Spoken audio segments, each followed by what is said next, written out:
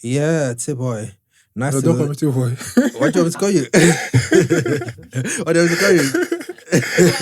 Yeah, because that's even by Tolutoludo is fine. Okay. Yeah, because That's Steve not the boy. brand. Nobody knows the me as Steve boy. Yeah, so Yeah. Oh my goodness.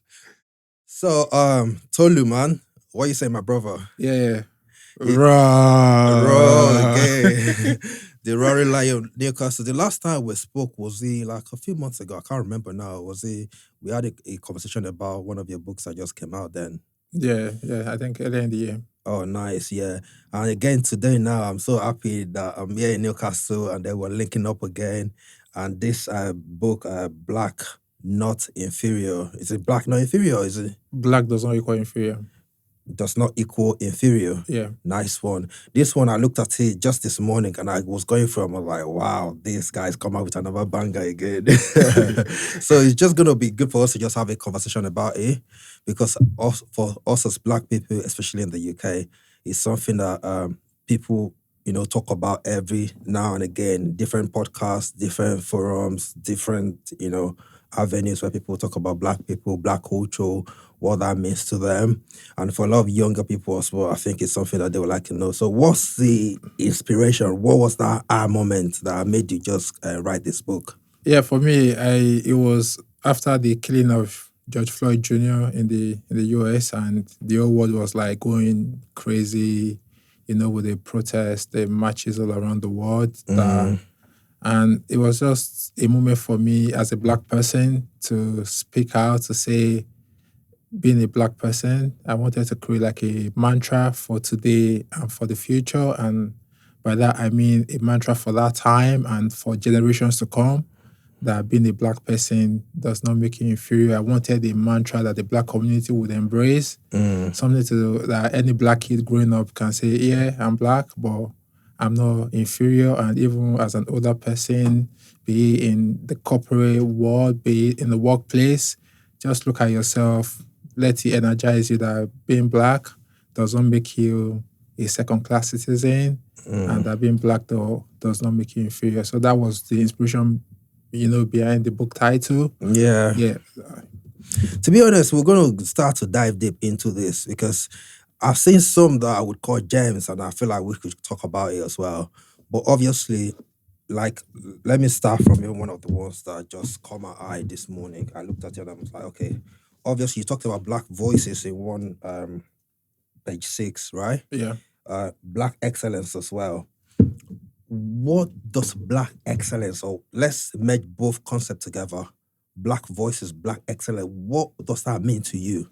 Yeah, so the first line in Black Voices, I said these Black voices cannot be silenced. And by that, I mean, like, as a Black voice, wherever you are, no one can silence you. No one has the right to, like, silence your voice. As a Black person in the corporate world myself, I work within financial crime compliance. I see myself as even in everyday life, as an activist poet. And in the workplace, I believe that no one has a right to silence my voice in general community as a Black voice. So I feel like even that first line of that poem is a mantra I live by myself, that as a Black person, wherever you might find yourself, either in the media, in whatever sector, your voice must not be silenced, and you must not give anyone permission to silence your voice. And by Black excellence, I'm saying, as a Black person, you always have to show up. You always have to you have to come to the party correct. You just don't have to be part of the numbers in whatever you find yourself to do. Can you, do it properly? Can you just come up with the spirit of excellence? I see, like, through my years within the financial crime compliance space, I see people who just want to collect the paycheck. They don't want to do the work. Like, people just want to do it anyhow. But I feel like even as a thought leader, as a poet, as a public figure, I think it's very important for me to embody that spirit of excellence. Yeah. I need to reflect that if I'm telling people that, oh, awaken your inner lion, unravel your hidden gems, I'm telling people, oh, I'm this poet, this person I want people to take seriously, then I need to be excellent. Okay. You know the thing, yeah, let me just play the devil's advocate a little bit. So someone might listen to what you're saying and they might be thinking that, but this is just universal principle, whether you're black or you're white or you're Asian or whatever. So why is it directed at black people? Is there any particular reason why you're directing this or black excellence, black voices at black people? What's the rationale behind it, if you don't mind me asking that? Yeah, I think for me, as you know, as a black voice myself, I wrote this book for the black community to see themselves first and foremost that they are not inferior, because through the years, either be systemic, black people have gone through a lot. It could be, racism, stereotypes, prejudice, bias, either explicit or implicit. So a lot, institutional racism in various, stratas of society. So I think my own advocacy, my call to action is for my own community. Yeah. As a black person, see yourself, first of all, that the first poem that the book opens with, black and unique. Yeah. As a black person, see yourself as unique before anyone can label you as inferior. But if you see yourself as unique with distinct ideas, distinct, value that you bring to the table, then it's difficult for anyone to see you otherwise.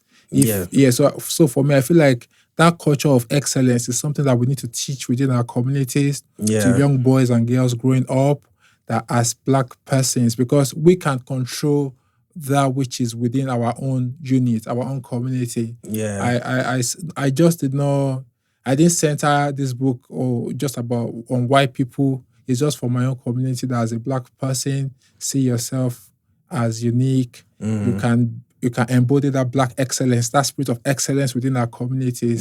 That even within the corporate sector, I know there was this statistics around within FTSE 100 in the UK that we do not have enough black corporate leaders.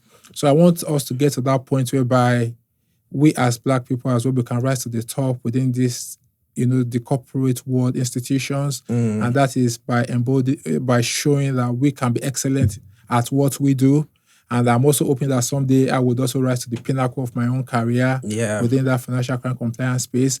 But you can only get to the top if you're excellent in what you do. Fantastic. Nice one. So that brings me to the other part of this conversation. So in my mind, I'm thinking that we need to start to deconstruct, is the word, deconstruct inferiority complex and start to break it down, because there are different school of thoughts around all this. I know people who would say that education, the media, the institution, these are the factors that fuel this over the years. Some people would argue that is a mentality, is a mindset that the way people have been raised. What would your take, what line of thought will you lean towards when you look at all of the things that have influenced what you call inferiority complex?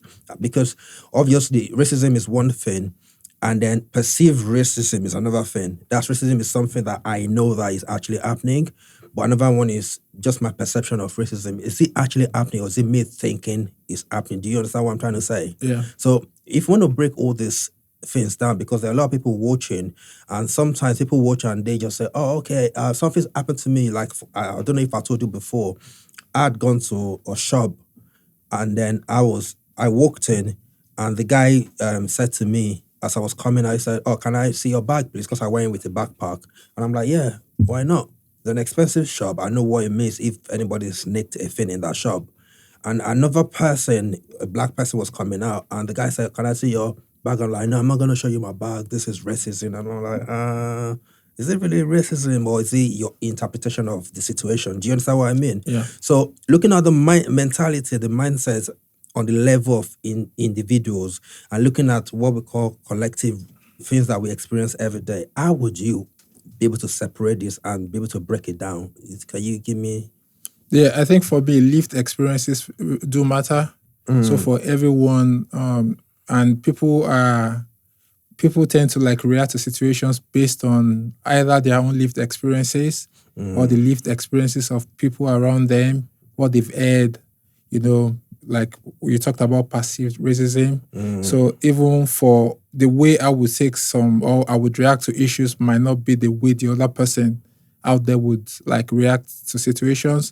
So I feel like different people like react to situations differently. Right. And at times when we look at inferiority complex, it could just be like a community thing. Everyone, we've all, it's not, I wouldn't say programmed, but people are just like, people are attentive like to things that happen in the society. Yeah. We tend to like take notes. As a writer myself, my job I tend to like do a lot of observation, document and recount, because that is what we have to do to ensure that these stories are not like erased. We have to keep on like documenting. So for me, I wouldn't say for someone that's saying, "Oh, don't open my bag," they may have had, experiences or situations in the past that could trigger them, or things that have happened in their communities. Very their true. community. Like for me, I didn't know, like where I live, I didn't know that police would go to some areas to raid, even in this Newcastle.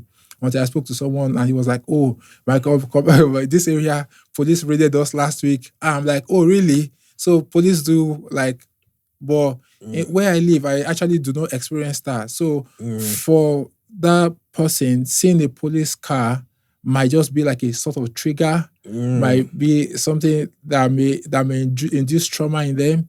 So for me, I feel like lived experiences really do matter, like what people, the way people react to things, to situations. Yeah. Like even there are times like there was a particular day I wrote a poem like in my latest collection on emotion. I just saw like a police car on my driveway, even though they weren't coming to my house, they were coming to my neighbor's house. But I was triggered because I was like, what do they want? Like, what have I done? You get? Yeah. So I think the way people would react to like situations, but I think in terms of, that situation or the black people feeling like, oh, maybe I'm deemed or I'm perceived to be like inferior, that inferiority complex is consequence of years and years of injustice that has permeated the community. Very, very true. Yeah, so people would, so if you keep hearing or you are being targeted in a particular way,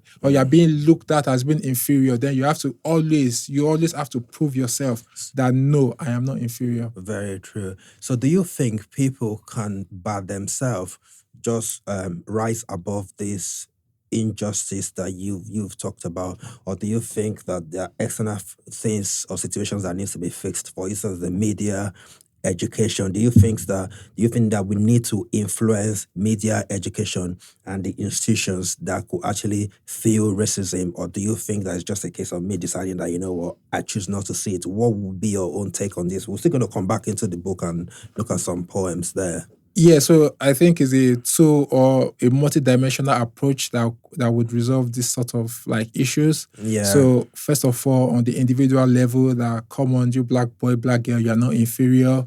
You can rise above the ties of oppression. You can rise above the labels that has been stamped on you. You are black, you are unique. And also from the institutional, having more black people in media, because to be fair, through the media, we fuel a lot of narratives. So when you see people like you, black people in the media, fueling these narratives to inspire hope in the young black kid growing up, when we see like when we see that black excellence in our communities, not black on black violence, which I also talked about in the poetry collection, because at times we talk about issues happening in our community, but there is a lot of like black on black violence also going on in our communities. So how do we sensitize and talk to the young people out there that, black boys, you don't have to kill fellow black boys. Like gang culture, gang violence is not the way to go. Yeah, very true. So I think, for me, it's a multidimensional approach.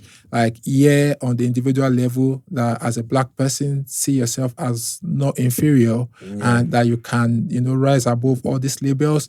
But also in the corporate, we need to see, we need to give our young people that hope that you also can rise to become leaders within your own sector.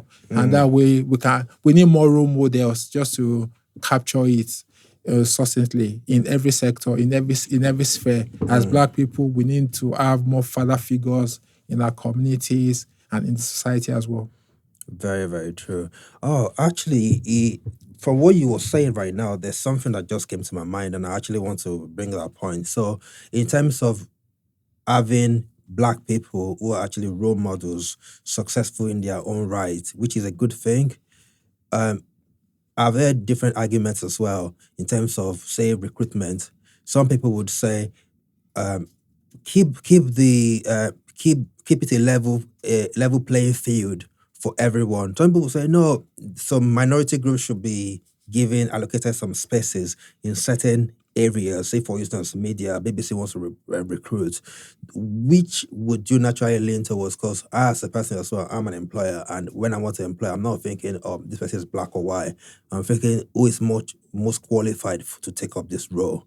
So how do you balance that argument in such a way that there's inclusion, which is a word that's overused these days, at the same time meritocracy is still maintained? Because I don't want to have a black person in the place and they are not actually well or the most suited for the role. Does that make sense? Yeah, it makes sense, yeah.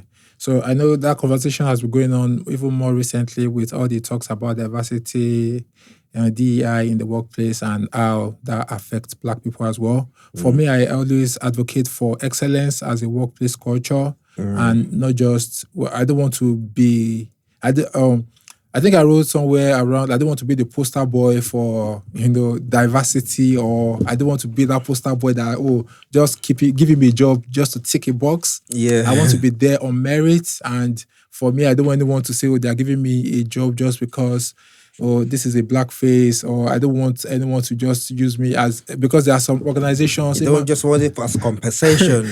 Some organizations, they say, come on, yeah, he's our resident poet, or is this, is that. I don't want to be that poster boy just to be that face of, we are promoting black culture within that organization. I want to be there on merit, so I will always advocate for excellence as a workplace culture, having people in positions that they duly merit, and not just as a quota system sort of, because that doesn't really help society. 100%. And even from where our own country of origin, Nigeria, I frown against that as well, where people just they're using the quota system as a way to reward indolence. People would not generally measure up in a society where excellence ought to be the benchmark. So for me, I thoroughly believe that excellence should be the workplace culture and not. I agree with you. So what you're saying, if I hear you correctly, is I have 2, 3, 4 people who are equally qualified, who are very good, and we've got a big company and big organization that's filled with, say, for instance, loads of people from other cultures, or say from predominantly another culture.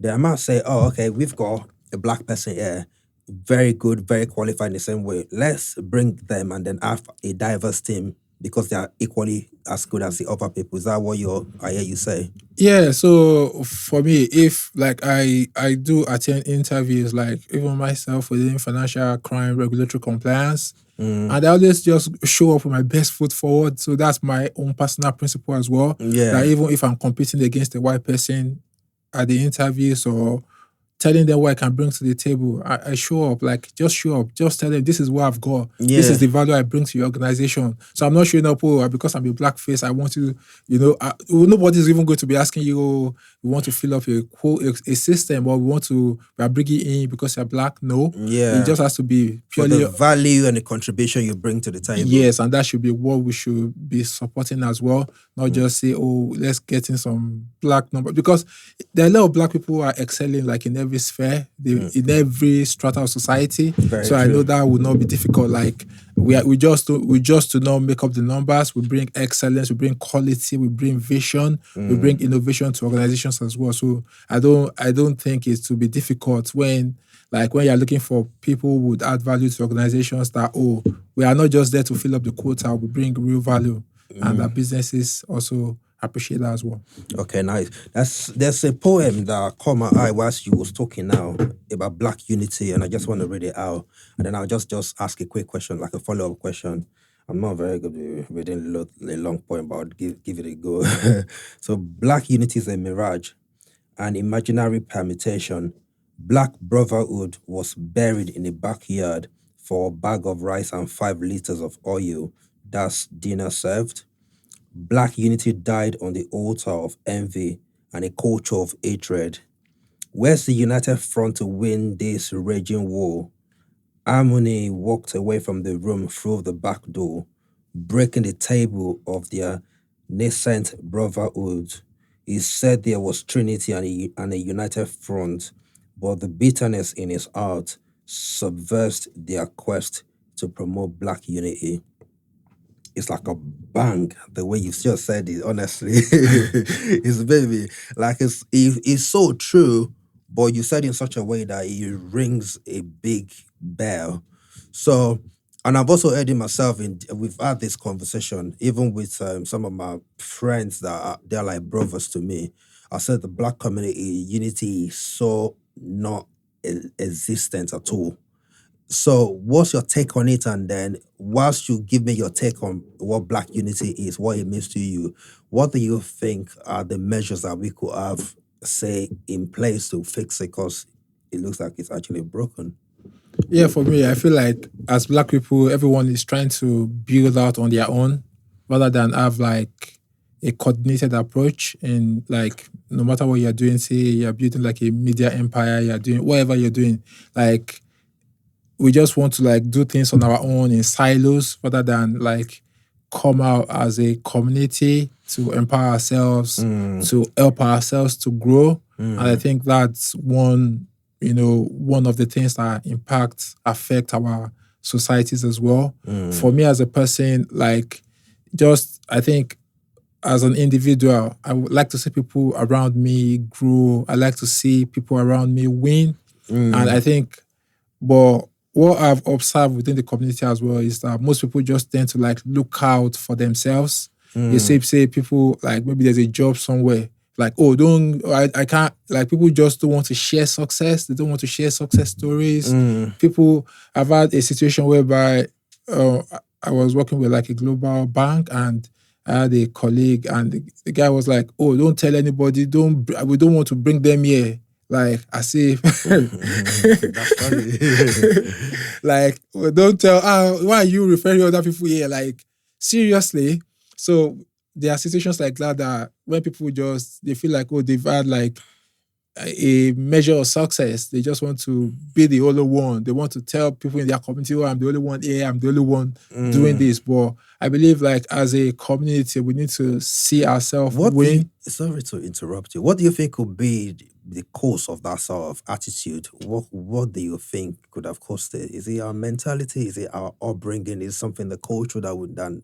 Because I'm really thinking of it from the perspective that if we want to talk about some of the measures we could begin to put in place and implement, we need to understand what could be the cause of that sort of attitude. Yeah, for me, I feel like, there's a lot of like competition, maybe growing up, everybody wants their own child to be like the best. Oh, my child is working here, my child is a lawyer, my child is an accountant. So everybody sees the other, like, so everybody is trying to... You're very competitive then. Yeah. So like everyone is trying to, it's more like a competition. I am this. I don't want other people to become what I have become. And even I don't want the other person to outshine me. So it's more like a competition, like, oh, you see a Black voice that is rising. Yeah.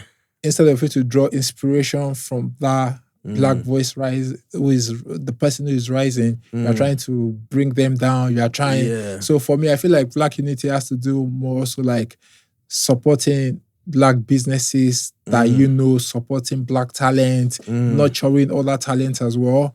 And, just helping others to grow, just understanding this philosophy that the sky is wide enough for everyone to grow at the same time. The thing with what I hear you say, which I find quite interesting, is if we're very competitive, is a strength in a way. Yeah. But however, if we don't know how to channel that energy very well, that becomes a major weakness and it works against us. Yeah. Because people are very competitive in life.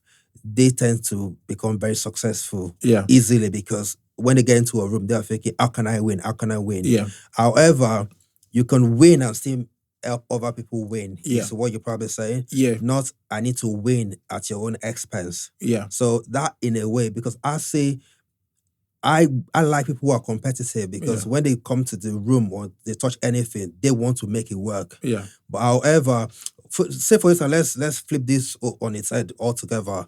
One of the things that I was saying to someone a few days ago, and it's just so funny that we're having this conversation today. Yeah. Talking about Black people. Why do Black people tend to lean towards careers that are solo careers, like being a musician, being a footballer? Because one of the good positive side of this kind of thing is that I don't need the other person to become a footballer. Yeah. I only just need myself Yeah. to succeed. Yeah. So it's a good thing because it means that the variable for success is 100% controlled by me. Yeah. If I succeed, it's me. If I fail, it's me. Yeah. Fantastic. But the downside now of that sort of attitude is that I don't need you. That's literally what it means. Yeah. I don't need you to be a footballer because if I want to play football, I just go play football. Yeah. If I want to sing, I just go sing.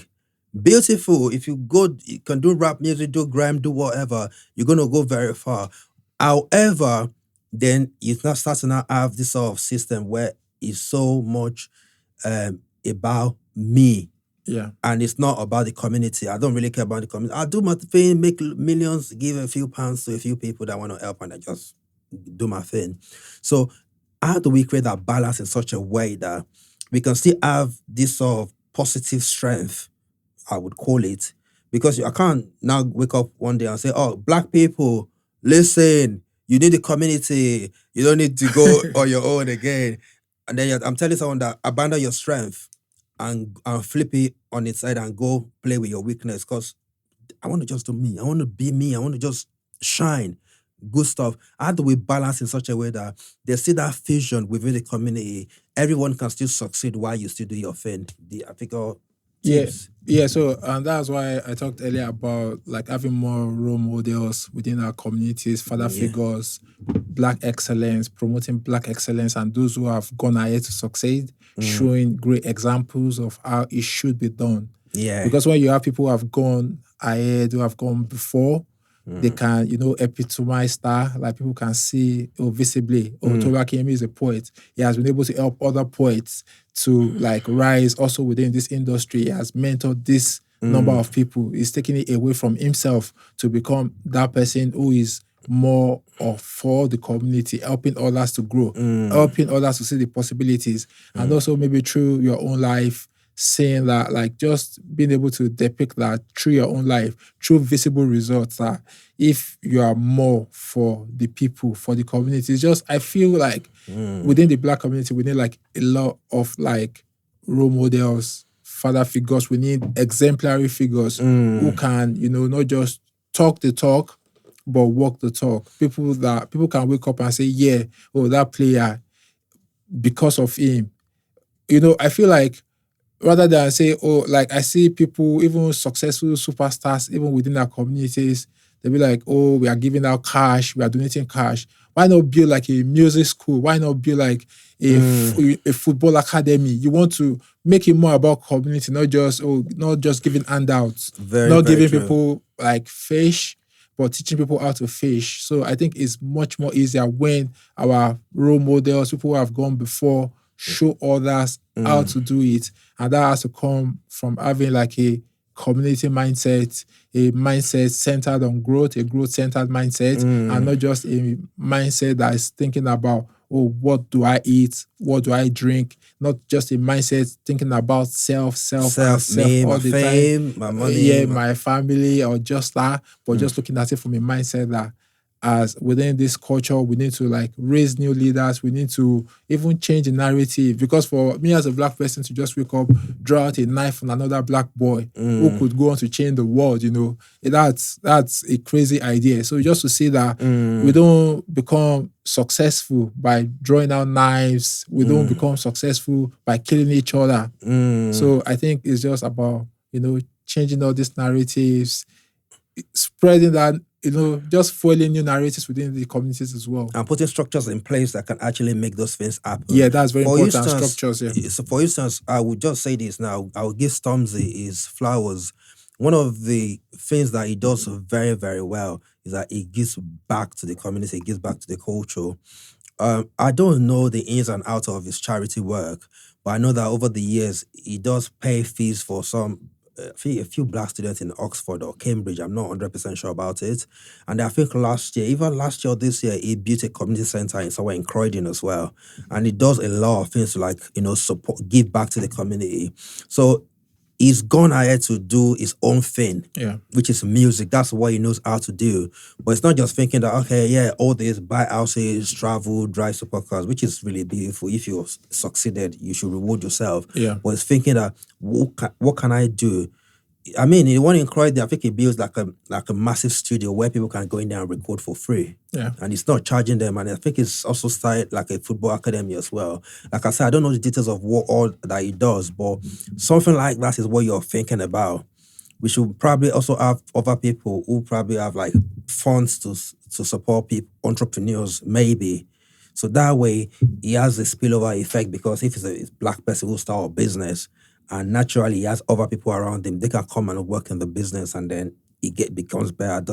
Is that something in line with what you're thinking, or is it different? Yeah, so for me, I feel like one of the ways by which we can cement our legacy is in the number of lives that we've touched, like positively. Yep. Yeah, people that just people that would wake up each day and thank God that we are alive, or just thanking God that our paths crossed. So I think it's very important, as shining light within these communities as well, that we start to change our focus as well, on impact. How can we impact the next generation?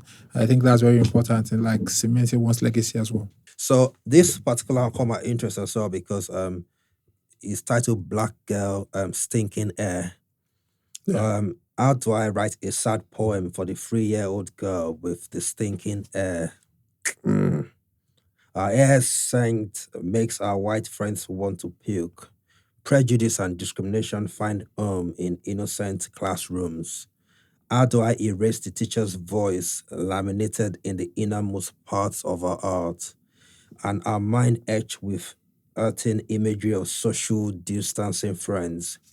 Just write a poem about the black girl with the stinking air. Show her the glory of her hair and the beauty of her skin.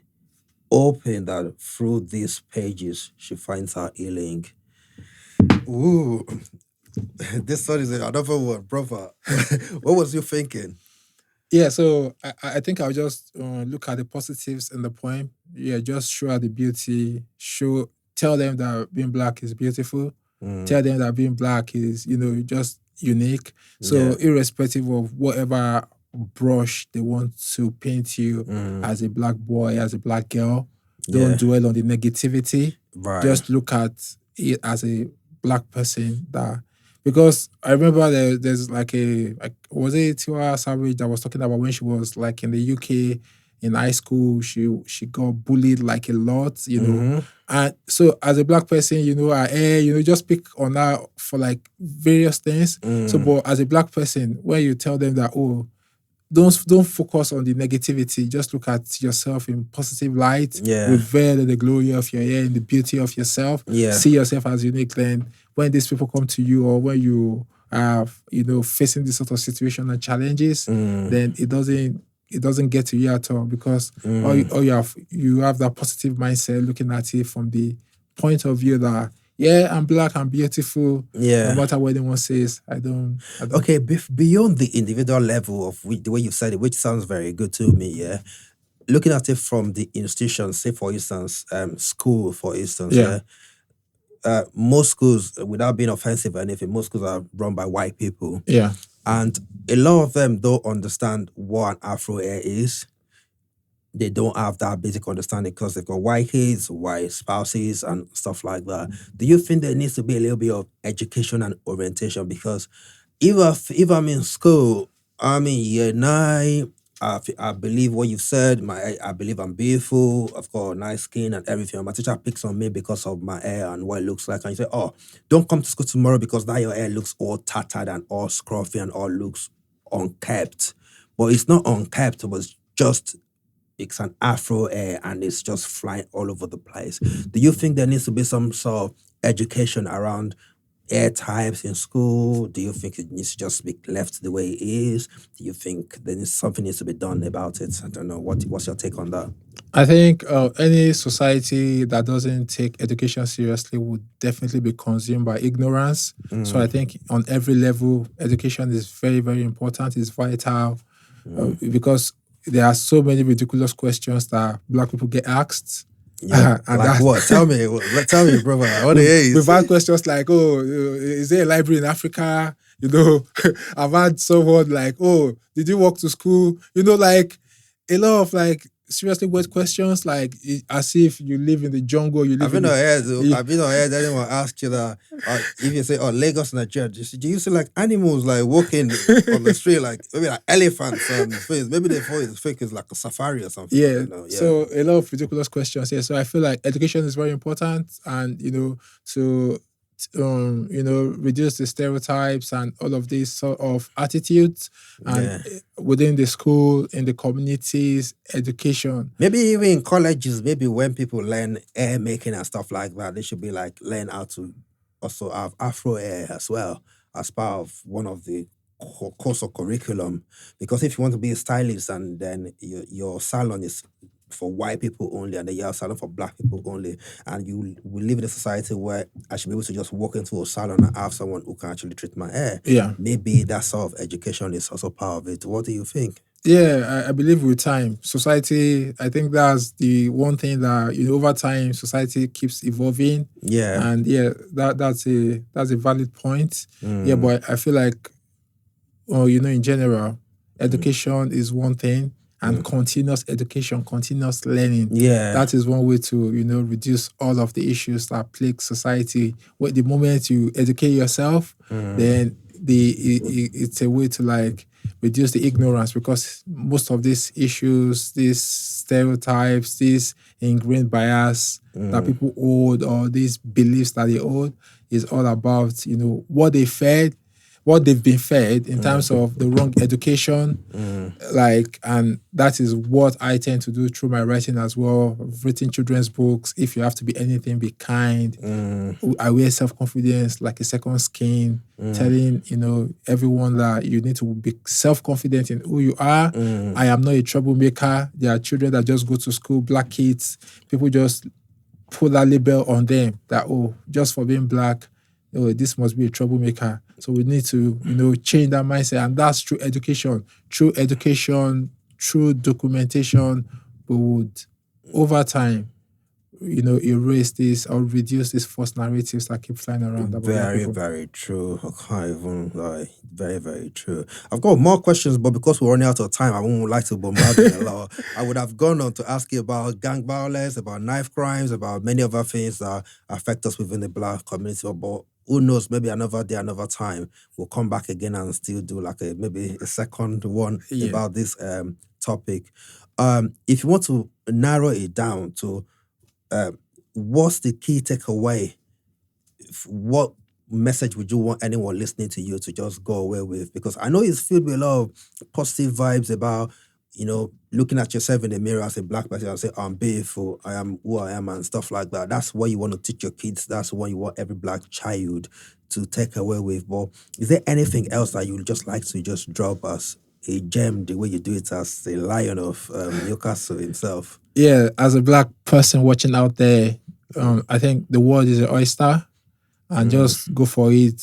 No matter what your aspiration is in life, you are not like a second fiddle.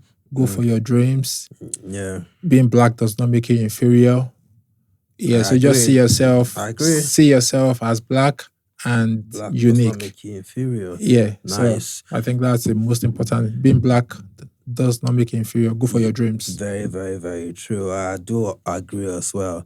And one of the things that I said to someone, we had a conversation last week. I said we reflect ourselves back to the world. Yeah. Which is very, very true. When I was in uni, I have a lot of people around me who would say, "Oh yeah, I can't get this because people are being racist." I'm like, to be honest, I've not really experienced what you're talking about. And they're like, "Oh, have you not?" I'm like, "No, I haven't," because I see people gravitate towards me. Because I go to the room with value. I said, maybe you need to do a bit of reorientation, a little change in mindset, because it's sometimes we focus too much as humans, not as whether black or white, but as humans, focus too much on the outside. Yeah. This person is doing this to me, but we don't tend to focus on what am I actually doing to myself. So changing mentality is also what I hear you say all through. Yeah. For us to revamp our mentality, go to the world and say, you know what, I go into the room, I'm not a second-class citizen in this country or anywhere in the world. I am good enough. I can give my best to the world, and the world start to respond to you that way. Yeah. And at the end of the day, so many of the problems in the community just start to just disappear naturally. Is that correct? Yeah. So don't see yourself as a victim. Yeah. So at times people just we want to see ourselves as a victim of situation or circumstances. However, I would also say that for me, I always say everyone's lived experience is different. Yeah. And I would always, the fact that something has not happened to me or is not my own reality does not diminish the reality and lived experiences 100%. of others. Yeah, but we must always have that mindset that, being black, we are unique as well. So I think I'll close on that. Fantastic. Very, very, very good. Tolutoludo. If people want to find you on socials, where do they find you? Yeah, I'm on Instagram at Tolutoludo, on Facebook, Tolu A Akinyemi, on Twitter X, Tolutoludo, and also Tolu Akinyemi. Website, Tolutoludo.com. I'm the publisher at the Lion of Newcastle, and also the co-founder at Lion of Lilac, and the founder of the Newcastle Review. Raw! Take it, man. Yeah, thank you. Nice talking to you, bro. Nice.